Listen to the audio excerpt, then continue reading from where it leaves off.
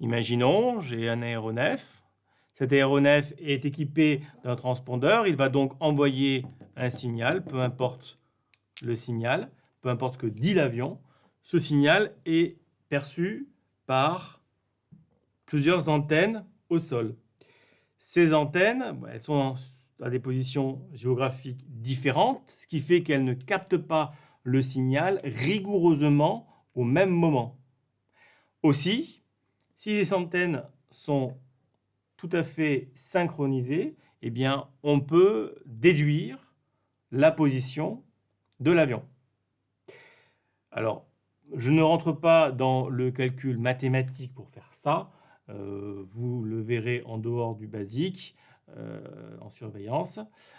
Retenez simplement que on va devoir tracer des hyperboles et puis que l'avion sera quelque part à la croisée des hyperboles.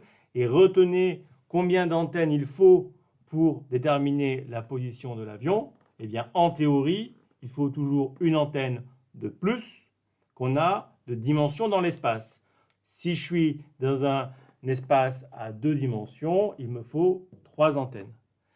Si je suis, comme c'est le cas dans l'aviation civile, dans un espace à 3 dimensions, il me faut 4 antennes.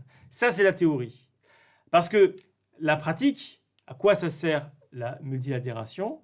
Ça sert soit pour faire de la surveillance sol, par exemple de la surveillance aéroportuaire.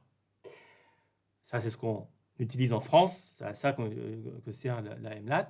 Soit sur le même principe, pour faire de la surveillance générale d'avions qui sont en route, mais ça, ce n'est pas implémenté en France. C'est quelque chose qu'on retrouve en Asie centrale, par exemple.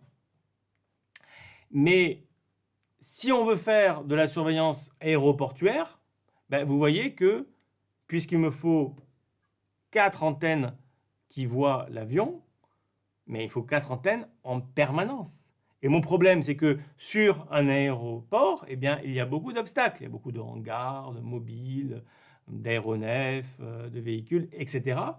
Et pour être sûr d'avoir en permanence, quelle que soit la position de l'aéronef sur la plateforme, 4 antennes qui le voient directement, eh bien, ce n'est pas 4 antennes qu'il me faut.